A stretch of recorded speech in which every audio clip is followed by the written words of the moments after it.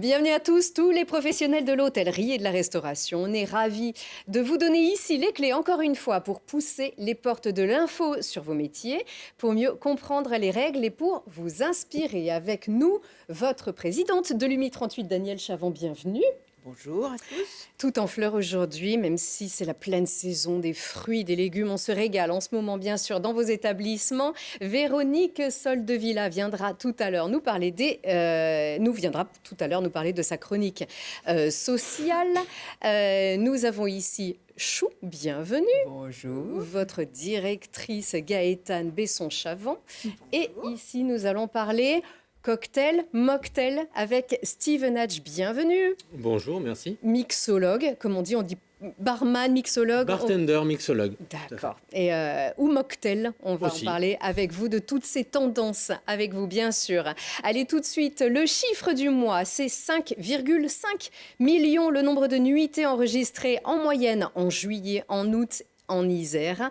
L'Isère confirme ses atouts solides pour accueillir les touristes de plus en plus nombreux en quête de déconnexion, d'authenticité, de grands espaces naturels et d'une vraie tradition d'hospitalité. Très bonne saison à tous. C'est fait ici, c'est Made in Isère. Bigallet a toujours du jus. Cette entreprise de plus de 150 ans est installée à Virieu-sur-Bourg en Isère. Et encore une fierté, Félix Bigallet, le créateur de la marque et l'inventeur de la citronnade. Aujourd'hui, Bigallet propose pour les CHR une large gamme de sirops, de liqueurs, de plantes et de vins aromatisés. Des plantes, il y a 70 plantes qui sont utilisées, cueillies ou cultivées à moins de 300 km de l'entreprise. Allez, on change d'élément tout de suite avec notre rubrique syndicale sur le feu.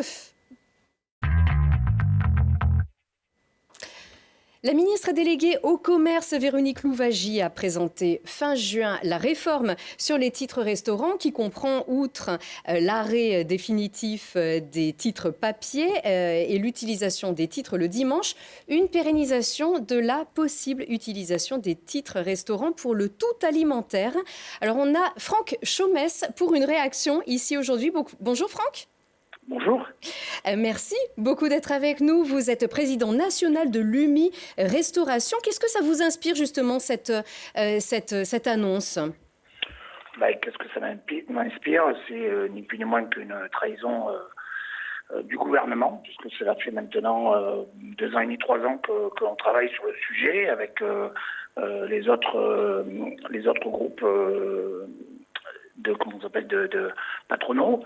Et qu'aujourd'hui, on a le sentiment d'être entendu, mais ne pas être écouté.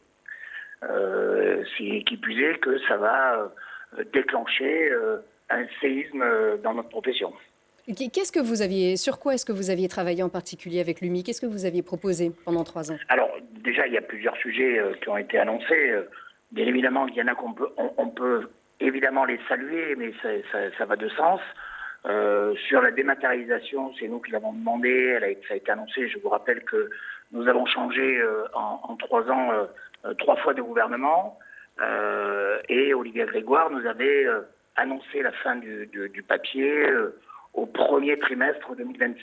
Cela s'est reporté une fois de plus au 1er janvier 2027, sachant qu'aujourd'hui 70% des titres restaurants sont utilisés en carte et il y a encore 30% dans la nature qui est en papier et qui se passe de main en main, qui n'est pas, dirons-nous, personnalisé et donc ça profite aux supérettes et compagnie qui vendent autre chose que du tout alimentaire. Donc ça on l'a demandé, elle nous l'annonce, oui, c'est une bonne annonce, mais ce n'est pas une surprise, heureusement que aujourd'hui, dans la société dans laquelle on vit, où on demande la décarbonisation, où on demande de ne plus fournir les tickets de reçu de carte bleue, les tickets de caisse. Donc, heureusement que le gouvernement montre l'exemple. Ça, c'est la première annonce. La deuxième annonce, c'est les RFA. Les RFA, c'est ni plus ni moins que les sociétés qui achètent les titres restaurants et qui se voyaient restituer, dirons-nous, des remises par rapport au nombre de titres qu'ils achetaient. Ça ne nous concerne pas. Bien évidemment qu'on peut saluer la chose. La ministre pense que S'il n'y a plus CRFA, les émetteurs pourront baisser les commissions. Donc ça, c'est un sujet, qui ne nous concerne pas vraiment. Autre sujet important, c'est les commissions. Alors, les commissions, si vous voulez, c'est un épiphénomène. Je crois que nos adhérents l'ont pas bien compris et le monde de la profession n'a pas très bien compris. Aujourd'hui, on est en train de revendiquer pour le manque à gagner dans nos établissements. C'est-à-dire pour que ça revienne dans nos établissements et qu'on puisse utiliser les titres restaurants favorablement par rapport à la GMS. C'est pas en baissant les commissions qui représentent, je rappelle, alors moi j'étais un peu optimiste, c'est-à-dire que j'annonçais que si on baissait de 1%, aujourd'hui les commissions des titres restaurants est entre 4,5 et 5. Quand on est adhérent de l'UMI, on a une, comment ça s'appelle, un tarif préférentiel qui est aux alentours de 3,5. Si demain les émetteurs baissent le taux de commission, ils vont le baisser de 1%. Il ne faut pas se leurrer, ils ne vont pas passer de 3,5 à 1,5 ou de 5 à... Donc 1%, j'avais annoncé que 1% de baisse, c'était en moyenne entre 900 et 1100 euros à l'année. Est-ce que vous pensez qu'un restaurateur va sauver son entreprise si on lui baisse ses commissions d'1% et qu'il fait une économie de 1100, même 1200 euros? C'est pas possible. Et les plus gros, si vous voulez, en sont à 3 ou 4 000. Mais ça ne remplira pas son restaurant. Donc c'est un épiphénomène. Et puis les émetteurs ont annoncé que la moyenne des commissions en France, dans la restauration traditionnelle, c'était de 80 euros par mois. Donc c'est encore plus bas que ce que j'annonçais. Donc bien évidemment que le Français voudra toujours que les commissions sur n'importe quel sujet baissent. Parce qu'on n'aime pas payer des taxes, on n'aime pas payer la taxe de séjour. La taxe de séjour, elle augmente et on n'est pas content, bien évidemment. Mais ne nous trompons pas de combat. Le combat, il est l'orientation du titre restaurant dans la restauration. Restauration et assimiler restaurateur. C'est ça le vrai combat. C'est pas les commissions, et je pense que nos adhérents vont le comprendre. Bien évidemment qu'on voudrait que les commissions baissent également, mais c'est pas ce qui va nous sauver. Qu'est-ce qu'a dit la ministre? La ministre, elle a dit tout simplement, je vais le faire. Mais elle ne peut pas le faire encadrer par l'autorité de la concurrence, parce que c'était déjà retoqué. Donc elle nous met responsables avec les émetteurs, vous allez vous mettre autour de la table, et vous allez vous entendre. Bon, ça veut dire qu'on rentre en négociation. Ils vont baisser, on en est certain. Mais ça ne va pas sauver notre restauration. Ça, c'est une évidence. En revanche, elle dit, mais pour pallier à cette problématique, on va ouvrir le dimanche. Mais si le dimanche, on peut utiliser les titres restaurants qu'en restauration, à la limite, ça nous donnait, je dirais, une petite bouffée d'oxygène. Mais la grande distribution est ouverte aujourd'hui. Et on sait très bien, tous, on fait nos courses aussi également, on est quand même des citoyens normaux. On va faire nos courses le dimanche. Et le dimanche, les grandes surfaces sont bien à craquer, sinon elles n'ouvriraient pas. Donc, si vous voulez, ça ne résout pas le problème. Donc, il y avait un seul dossier qu'on a combattu. J'ai combattu avec mes collègues de la restauration, et j'en suis désolé, puisque pour moi, c'est un échec complet. Et comme je dis dans le syndicat, je partage les victoires, mais je m'accapare les défaites, et j'en suis... malheureusement le responsable, puisqu'on a perdu à ce jour. C'est le double plafond. Le double plafond, aujourd'hui, c'est ce qui peut nous sauver. Ça veut dire que ça existait. Elle nous répond que c'est pas possible, que c'est compliqué, que c'est une usine à gaz. La semaine d'avant, elle dit qu'elle prend au sérieux ce double plafond. Et la semaine après, elle nous annonce que ce n'est pas possible. Je te coupe une seconde, Franck. Réexplique peut-être le double plafond, ce que ça veut dire. Le double plafond, c'est pas compliqué. Ça veut dire c'est une somme d'argent qui est allouée à la restauration, à savoir aujourd'hui c'est 25 euros, et qui aujourd'hui, le même montant est alloué à la grande distribution. Nous demandions qu'il y ait un écart, comme ça a eu lieu après la Covid, parce qu'on nous dit que c'est une usine à gaz, pour reprendre les termes de la ministre. Ce n'est pas une usine à gaz, ça existait. C'était 25 euros pour la grande distribution et 38 euros pour nous. Et aujourd'hui, les émetteurs nous ont dit que c'était possible. Donc nous demandons, alors le ticket facial, la dépense faciale du titre restaurant est de 8 ou 9 euros. Certains de chez nous, on va dire d'autres syndicats, ont demandé 10 euros. Je pense que le raisonnable, ça serait 15 et 25. Le raisonnable, ça serait 15 et 25. Ça veut dire que vous faites, pour reprendre toujours les termes de la ministre, votre gamelle, eh ben, vous avez 15 euros et je pense que vous pouvez largement vous restaurer pour votre gamelle du midi. En revanche, dans la mesure où chez nous, on vous donne un service, on vous sert, on prépare votre repas, on ne peut pas avoir la même dépense. Donc voilà ce que l'on demande. Et ça, nous ne lâcherons pas. Je veux que l'ensemble des adhérents de l'UMI sachent que nous ne lâcherons pas. Voilà. Donc il y a plusieurs démarches qui ont été faites. On a demandé au niveau du MIN une entrevue au Premier ministre, parce que si on nous écoute pas, peut-être que le Premier ministre va nous écouter, mais nous attendons bien évidemment le résultat de sa réponse, mais nous allons rencontrer le Premier ministre pour cela. Franck, excuse-moi, t'interrompre. Daniel Chavon, ravi de tout ce que tu fais, et on sait combien tu es un battant. Mais le double plafond, bien sûr, mais ce que je voudrais quand même, c'est que de temps en temps, il faut, comme disent nos jeunes souvent, remettre le facteur sur le vélo et rappeler ce qui était au départ le ticket restaurant. Si ça s'appelle ticket restaurant, il faut arrêter d'en faire un ticket alimentaire. Et notre président Marx avait évoqué qu'il fallait remettre les choses à leur place. Que le gouvernement fasse du caritatif et de l'écoute au niveau de tout. On est partant, on n'est pas contre, au contraire, on est les premiers à le faire. Mais qu'on appelle ça ticket alimentaire. Et qu'on nous laisse le ticket restaurant à nous. Cette espèce d'ambiguïté, plus personne ne comprend rien. Alors, pour répondre à ta question, Daniel, qui est très pertinente, et tu as raison de la poser, en fait, l'histoire, elle est très simple. Ces 3 ans, on a commencé par parler de la genèse de ce titre restaurant. C'était pour compenser les entreprises qui n'avaient pas de cafétéria pour nourrir leur personnel.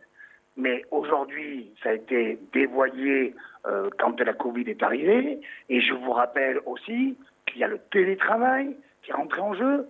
Donc tout cela, évidemment, a dévoyé fortement ce titre restaurant. Ça a été notre premier combat. Aujourd'hui, nous faisons face au lobbying de la grande distribution, qui sont bien plus puissants que nous. Et je vous rappelle que nous n'avons aucun pouvoir de nuisance. Aucun pouvoir de nuisance. Vous avez les chauffeurs de taxi qui vont bloquer la rue, vous avez les transporteurs qui vont bloquer les centrales d'essence, vous avez toutes les corporations vont arriver à un point de nuisance. Les agriculteurs vont mettre le feu dans le pays. Nous, on ne peut pas, on n'a rien. Donc, bien évidemment que c'est très compliqué, et ils le savent. Donc, effectivement, chaque rendez-vous que nous avons, depuis maintenant 3 ans, et j'en ai eu aussi avec notre président confédéral, ils nous entendent. Et quand on ressort de la réunion, nous avons le sentiment d'avoir été écoutés. Eh bien, ça n'a pas été le cas.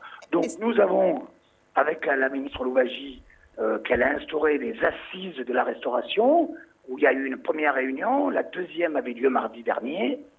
Nous avons boycotté. Nous avons boycotté avec nos collègues aussi, du GHR et du SNAR, parce que nous ne sommes pas respectés. Et je crois qu'aujourd'hui, dans notre maison, il va falloir lever le ton et avoir d'autres, dirons-nous, d'autres orientations par rapport au combat que l'on mène. On ne peut pas que parler.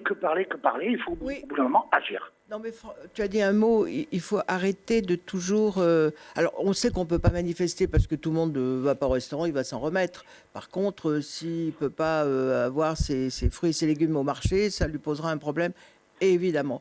Non, ce que je voudrais, c'est comment veux-tu, nous, qu'on essaye de réinculquer à nos jeunes, dans nos maisons, à nos adhérents, qu'il faut être fiers de nos professions et de les porter haut, si au niveau national on n'est pas respecté, parce que là c'est vraiment nous prendre, mais vraiment, c'est humiliant. Mais je t'assure, moi ça fait très mal. Et puis en plus, il est où le social? On s'en fout. On s'en fout. Le gars, il a plus son petit ticket pour aller bouffer son plat du jour. Donc, comme tu le dis, tout le tertiaire souffre affreusement. C'est les petits qui sont touchés. Parce que les étoilés et autres, les grands, ne prennent pas les tickets restaurants, donc ça ne va pas leur changer la vie. Donc, on en est toujours au même point. Tout le monde veut pleurer dans les chaumières, mais on fait tout pour que tout le monde pleure dans les chaumières. Voilà. Et rappelle voir, Franck, le manque à gagner pour la restauration de cette somme qui va vers, la grande distribution sur un an. Oui. Dans les statistiques, puisqu'on a mené des enquêtes, ce ne sont pas des chiffres qu'on annonce comme ça à la volée, nous avons perdu 9,2% de titres restaurants entre le dernier trimestre 2022 et le premier trimestre 2025. Ce qui représente, et il y a 10% de la GMS, la GMS a grandi de 10%. Ça veut dire qu'il y a 0,8 qui a été pris aux assimilés restaurateurs. Ils n'ont pas eu une trop grosse perte, mais nous, on a eu 9,2. Ce qui représente par an 900 millions d'euros. Donc c'est 900 millions d'euros qui ont été pris à la restauration pour aller vers la GMS, c'est ça. Exactement. Franck, dans vos entretiens, même un CP pourrait le faire comprendre au ministre. La TVA, nous, reversée, elle est à 10%, l'alimentaire, avec le ticket restaurant. En grande distribution, elle est à 5,5.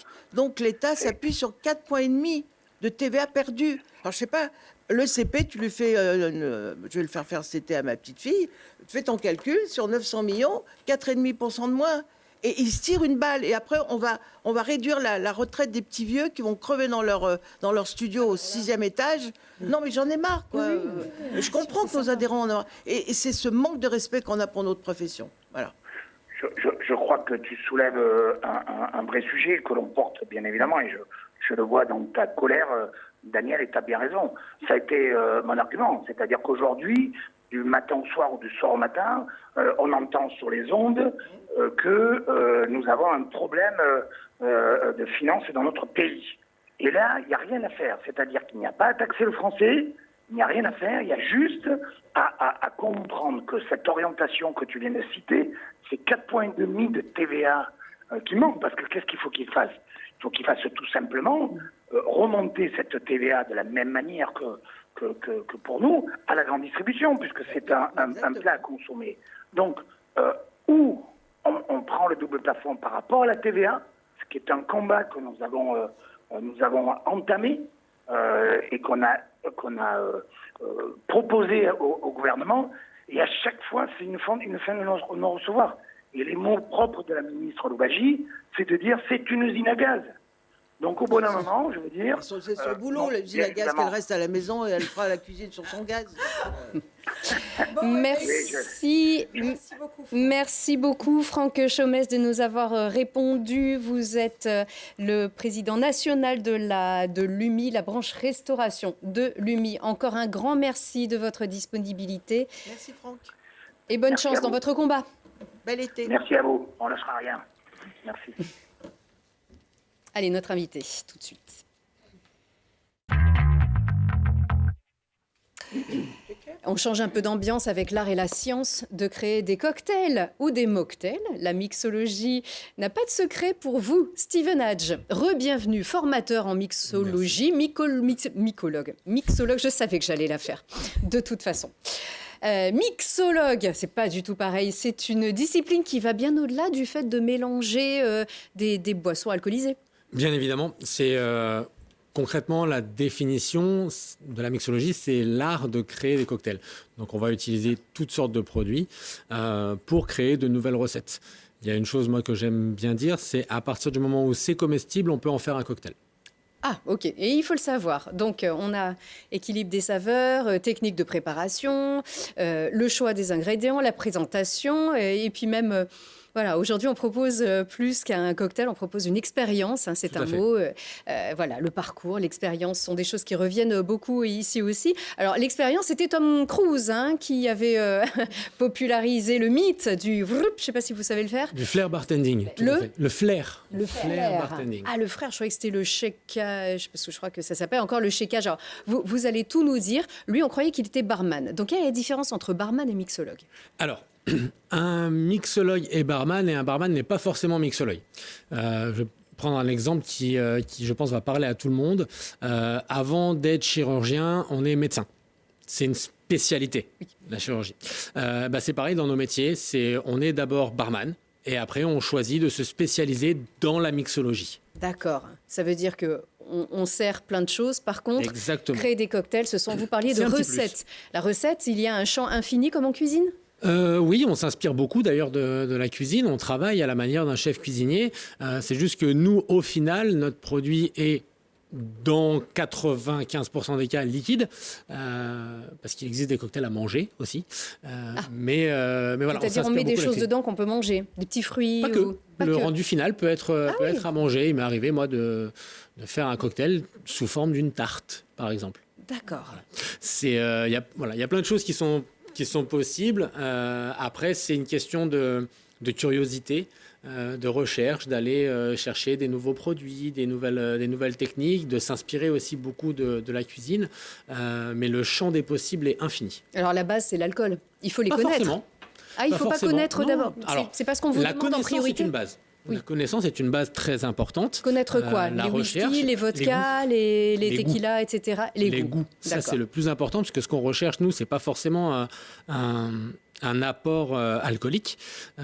C'est surtout un goût. Un goût, un parfum visuel, une texture. C'est ça qu'on va rechercher dans nos métiers. Après, on peut tout à fait faire un même rendu final, entre guillemets, en termes de goût, de saveur, de parfum, avec et sans alcool. Oui. C'est juste qu'on va travailler les produits différemment par rapport au rendu final qu'on recherche. Mais l'alcool, très souvent, est une base, mais ça, c'est le cliché. En fait, un cocktail sans alcool n'est pas un cocktail. En général, c'est ce qu'on dit. C'est d'ailleurs pour ça qu'on appelle ça des mocktails. À la base, c'est pour se moquer des cocktails. Voilà, ça vient vraiment de là. Ah oui, vraiment. Oui, ça vient vraiment de là. Mais c'est quelque chose qui se fait de plus en plus. De plus en plus, les consommateurs cherchent à consommer des produits tout aussi élaborés, mais sans alcool. Oh, ça, c'est la chronique de Chou tout à l'heure. Allez. Attention, on en a déjà trop dit. Ce que je voulais dire et ajouter aux propos de Steven, c'est que ce qu'on cherche aussi, c'est aussi et avant tout à faire plaisir aux clients. Et l'idée, c'est d'arriver à trouver et à façonner et créer un produit qui puisse convenir aux clients. Voilà. Et est-ce que c'est suffisamment développé, ça, aujourd'hui, en fait? Oui. Qu'est-ce que tu donnerais en fait comme conseil à nos téléspectateurs, Nos adhérents. nos adhérents, par rapport au cocktail, un restaurateur qui n'a pas forcément introduit de cocktail à sa carte ou juste un basique, qu'est-ce que tu pourrais lui conseiller? Déjà, de ne pas se mettre de limites. Souvent, on va dire, oui, ça demande du matériel, ça demande une technicité, ça demande des connaissances, etc., etc.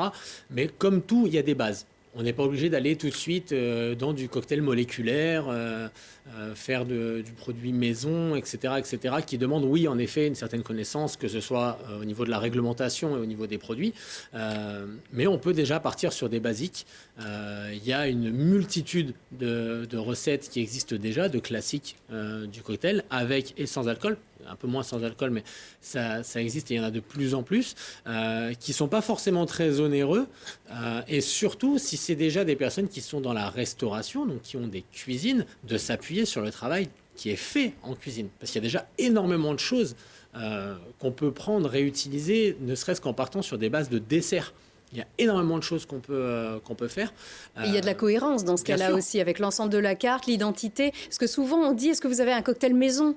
Oui, est-ce que c'est peut-être une base, une porte d'entrée? Si on n'est pas forcément spécialisé, si on n'a pas non plus le personnel le plus érudit pour ce genre de produit, un cocktail maison, c'est peut-être la base. Il n'y a pas besoin de beaucoup. Si c'est un restaurant, il n'y a pas besoin d'avoir une carte de 30 cocktails. Il suffit d'en avoir un ou deux maison, un avec alcool, un sans alcool, cocktails signature qui peuvent porter le nom du restaurant, par exemple. Et après, derrière, s'appuyer sur des classiques. Les classiques, aujourd'hui, en 2025, toutes les recettes sont sur Internet. Donc ça ne demande pas forcément énormément de matériel, etc. Donc tout est faisable. Et en plus de ça, il y a un côté aussi économique. On parlait de marge. En faisant du cocktail maison, on contrôle beaucoup plus ses marges. Surtout quand on a une cuisine derrière.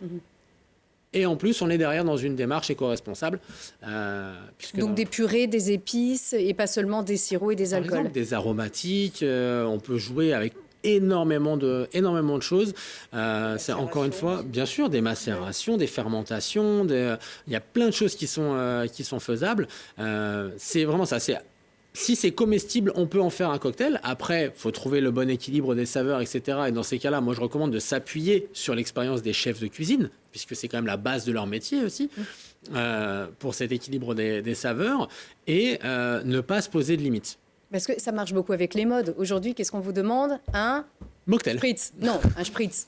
C'est ça, Oui, c'est ce que tout le monde demande. Parce que moi, je trouve absolument. Je trouve ça imbuvable, je ne sais pas comment. Mais en tout cas, tout le monde boit ça, tout le monde aime. Mais il y a une multitude voilà. de spritz qui sont faisables aussi. Pareil, le spritz, on pense souvent à Pérol. Ouais. Mais c'est le plus connu. Ce qu'il faut savoir, c'est qu'à la base, le spritz ne se fait pas avec de l'apérole. Il se fait avec un amer à l'orange. Pas citer de marque, mais il se fait avec un amer à l'orange.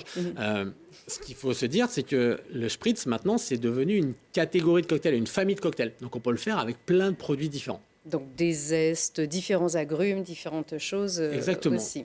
Avec notre... Oui, Je pense que ce qui est intéressant aussi de rappeler à nos adhérents, c'est que parfois, ça peut faire peur. En fait, moi, voilà, je suis à la tête de mon restaurant. J'ai envie, évidemment, de diversifier mon offre vis-à-vis de cette nouvelles attentes de mes clients. Mais comment je m'y prends? Qu'est-ce que je peux faire? Il faut que je fasse une formation. Est-ce que c'est compliqué, etc. Mais tout ça, ça s'apprend et c'est accessible. Ne pas se dire que c'est pas possible au sein d'un établissement si on veut le mettre en œuvre. Il y a des solutions. Bien sûr, il y a des formations qui existent. L'UMI en propose d'ailleurs. Il y a des formations qui existent. On peut aussi s'appuyer sur des gens qui ont déjà de l'expérience. Et dans ces cas-là, c'est potentiellement recruter quelqu'un qui sera là, pas forcément que pour faire du cocktail, puisque, comme je le disais tout à l'heure, la base de notre métier, c'est de servir des boissons. Donc, on est aussi bien capable de déposer un café sur une table que de créer un cocktail. Donc voilà, donc il y a une multitude de choses qui sont possibles. Et puis la personnalité, pardon, mais c'est vrai qu'on parlait de Tom Cruise tout à l'heure, ça sert également aussi quand c'est serviable, quand c'est sans trop en faire, mais en tout cas quand on a aussi une personne qui va réaliser ça pour le client. Ça joue dans l'expérience dont on parlait tout à l'heure. C'est un voyage, en fait. Donc, on a le shakeage, on a le stir, c'est ça? Exactement. C'est le meilleur à la cuillère. Et le mudding. Le muddling. C'est ça. Muddling. Bravo. Le sujet a été travaillé. Voilà. Mais, Steve, juste peut-être donc dire que cet automne, on va proposer une formation pour nos adhérents pour le b.a.-ba du cocktail avec toi. Voilà, on n'a pas encore fixé la date, mais ça arrive. Restez connectés à vos mails.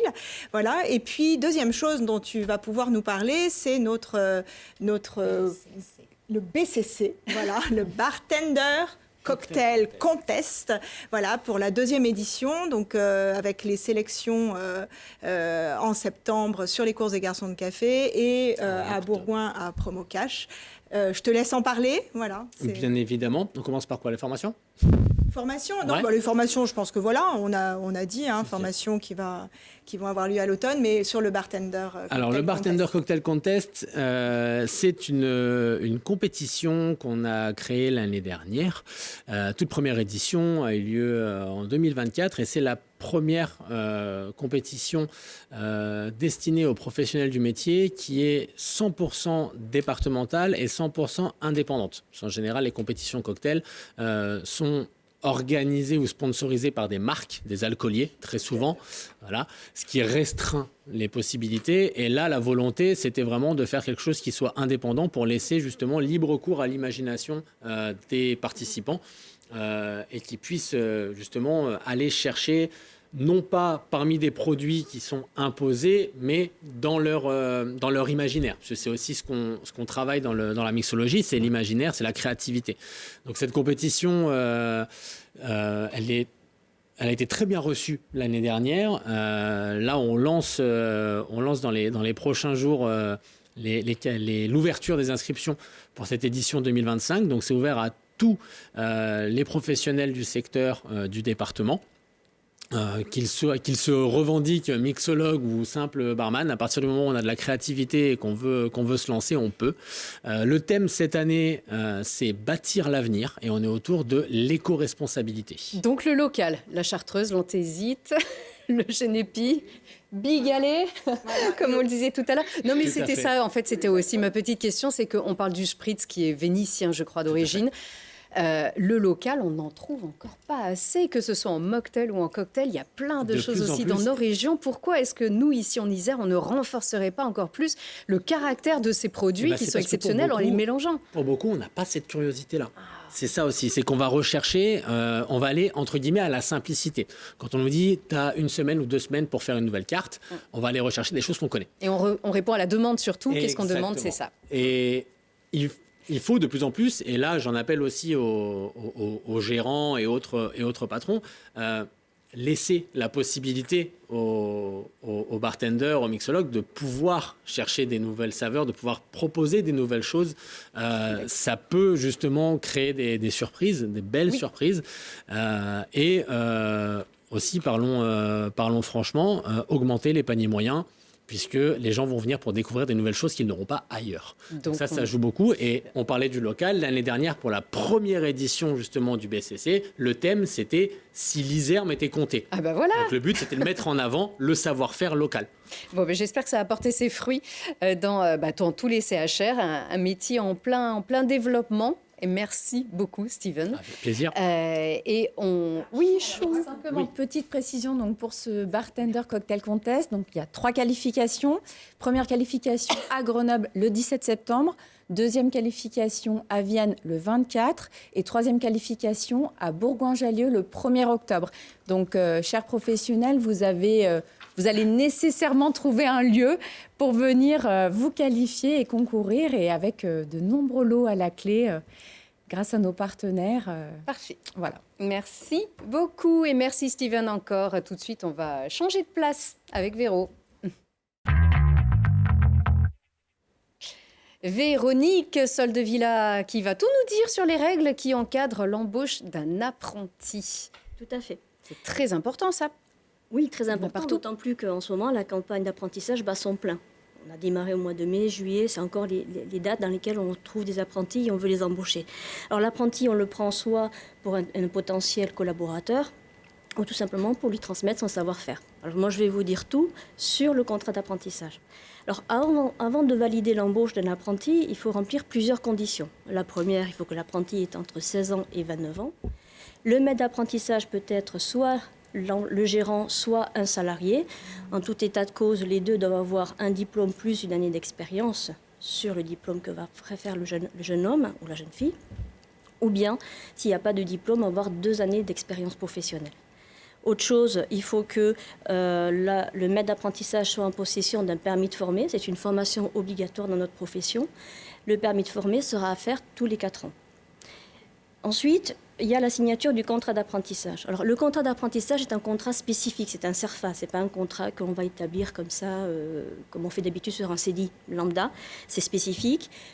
Le contrat est signé par l'employeur, par l'apprenti et le représentant légal si l'apprenti est mineur. Et ensuite, il est envoyé au centre de formation qui va valider ce contrat puisqu'il faut avoir une place. En fait, c'est ce qu'on appelle, nous, un contrat en tripartie.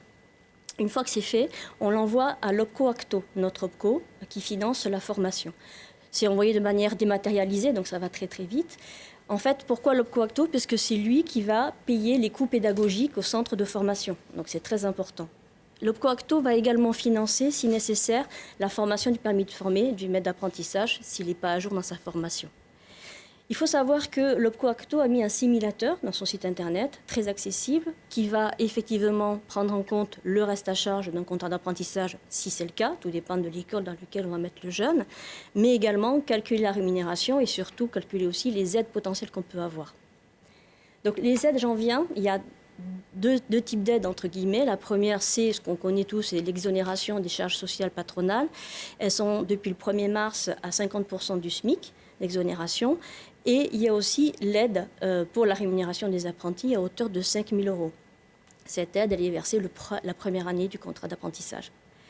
Et enfin, pour savoir que la rémunération de l'apprenti, je le rappelle, c'est un pourcentage sur le minimum conventionnel et non pas sur le SMIC, c'est important puisqu'on a un minimum qui est plus important, qui oscille entre 27% et 100%, tout dépend de l'âge de l'apprenti, tout dépend du diplôme qu'il va faire, donc on va du CAP jusqu'au BTS, et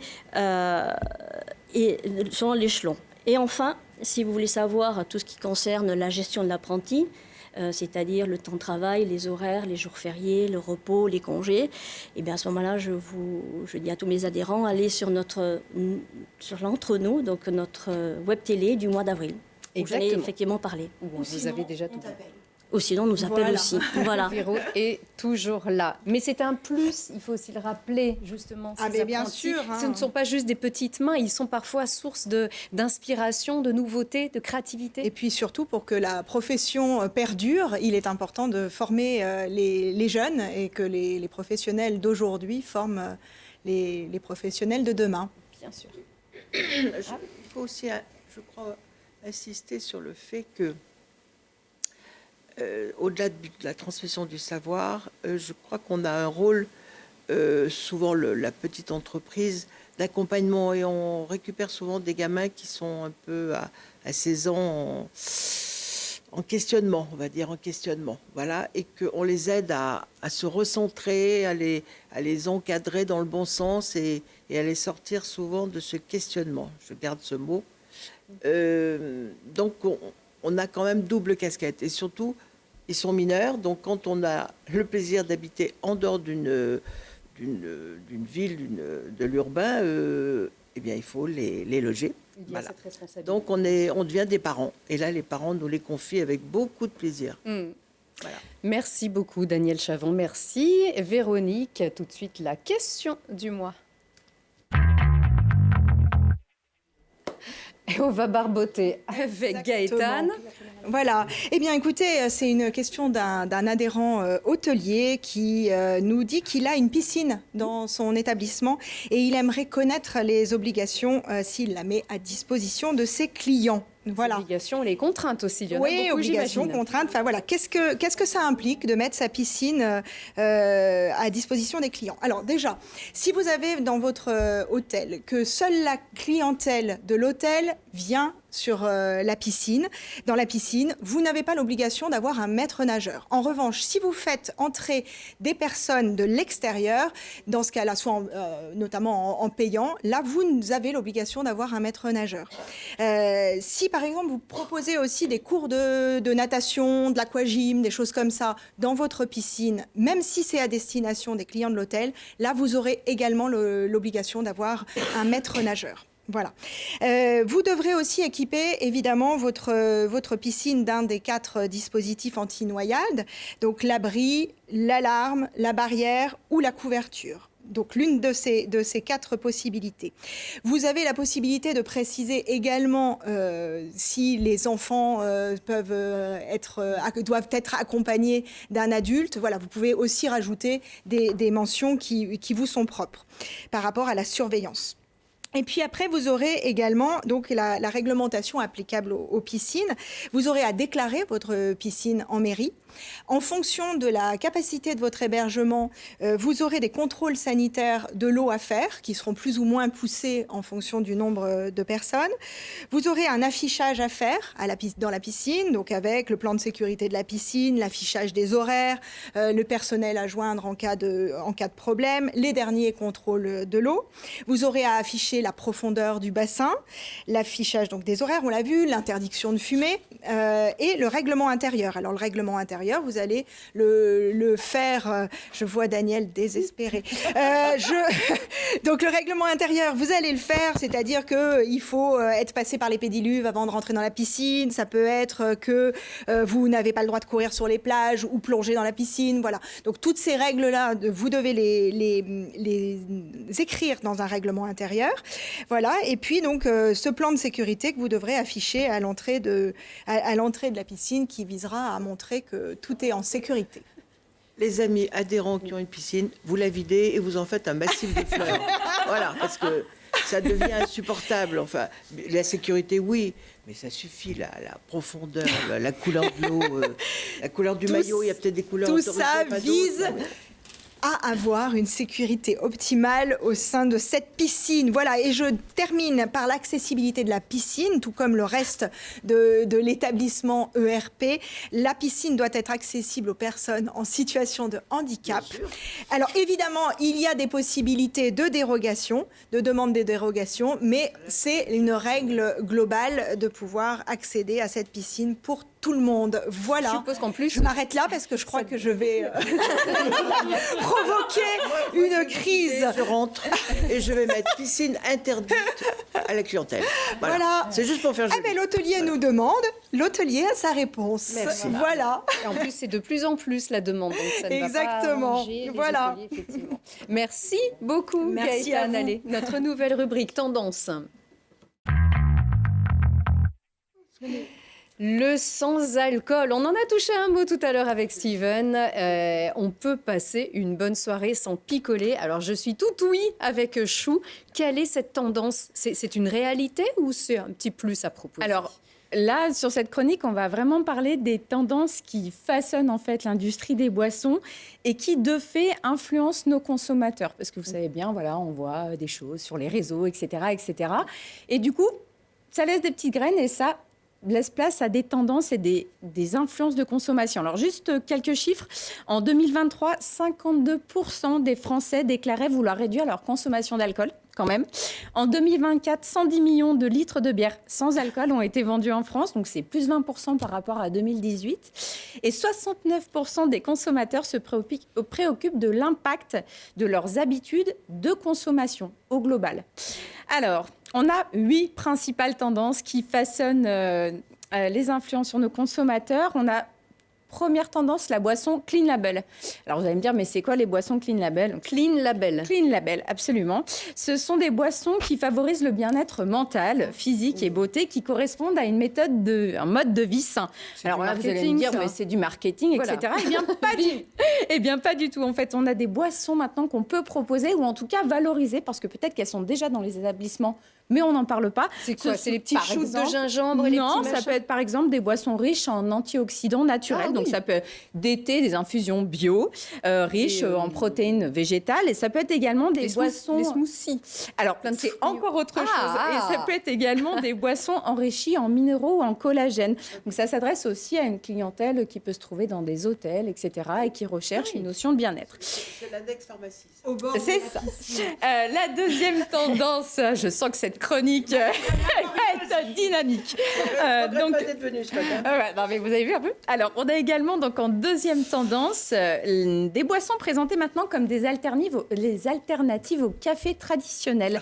Ce sont des boissons dites adaptogènes. Et oui, le champignon est à l'honneur parce que ces boissons en fait s'adaptent aux maux du corps. Donc, elles favorisent la digestion, renforcent le système immunitaire et réduisent l'anxiété. Je tiens quand même à préciser que depuis que Chou prépare cette rubrique, nous avons au bureau ces boissons Adaptogènes, à base de absolument, c'est champignons. bluffant. Alors, regardez en voyez- plus la bonne mine de Chou, pardon, C'est ce que mais j'allais vraiment, dire. ça fonctionne. Alors, hein. pour le coup, on pourrait croire que c'est vraiment, voilà, c'est la mode, etc. Mais il faut quand même l'avoir en tête. Parce que si demain, vous avez un café, vous avez un coffee shop, etc., parce qu'on parle des restaurateurs, mais il y a d'autres formes de commerce au sein du CHRD, et quand même l'avoir en tête parce que ça peut être une demande de client.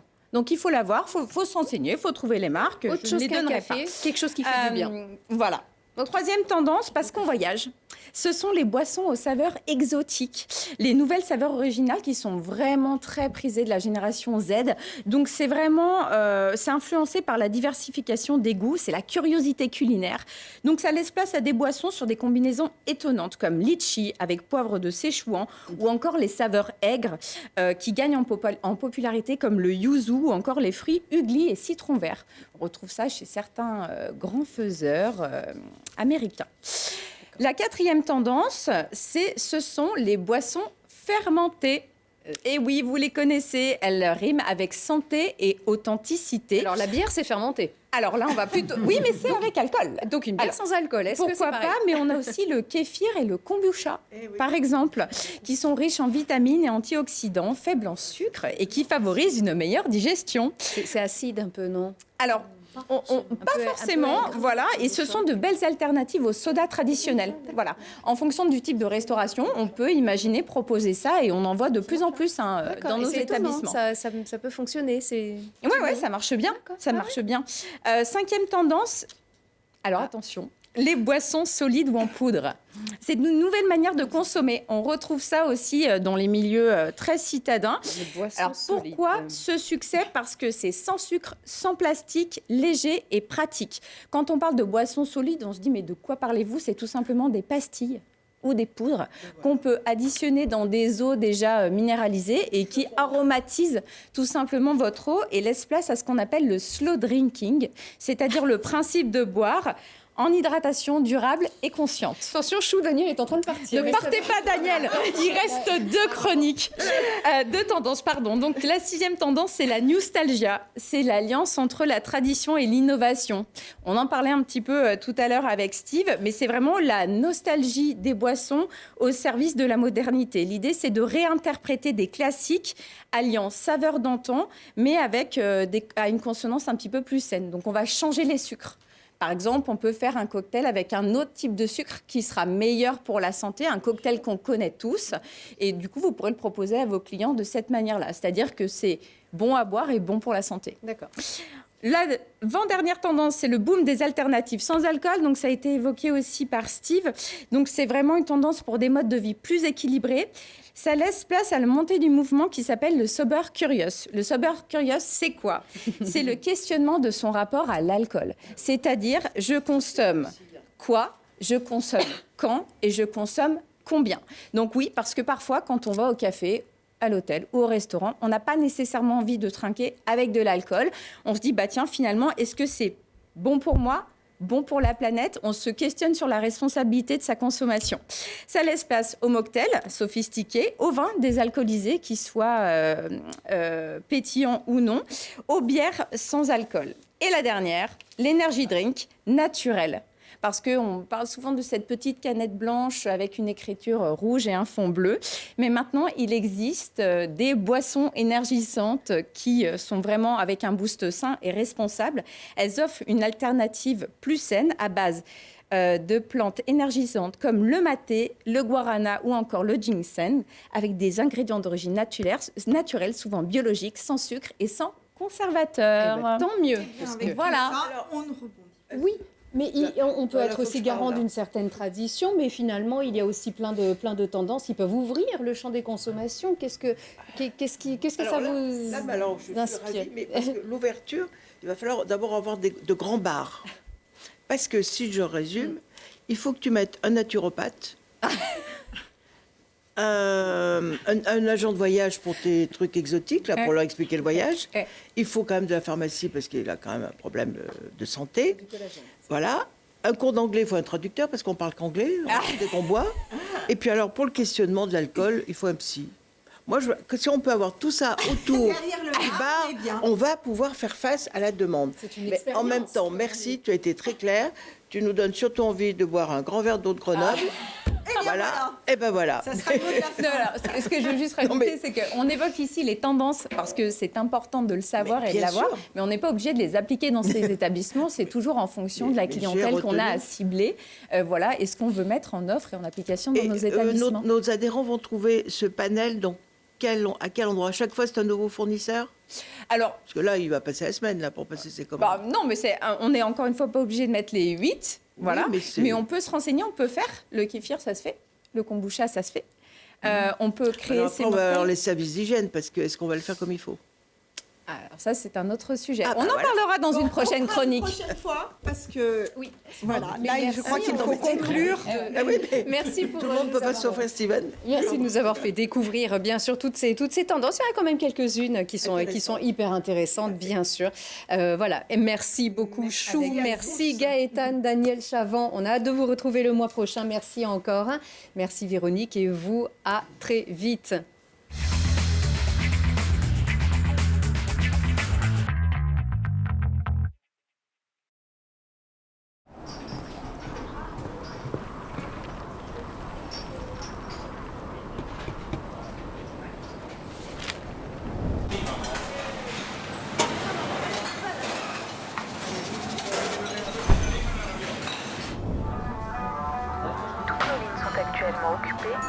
Merci de patienter.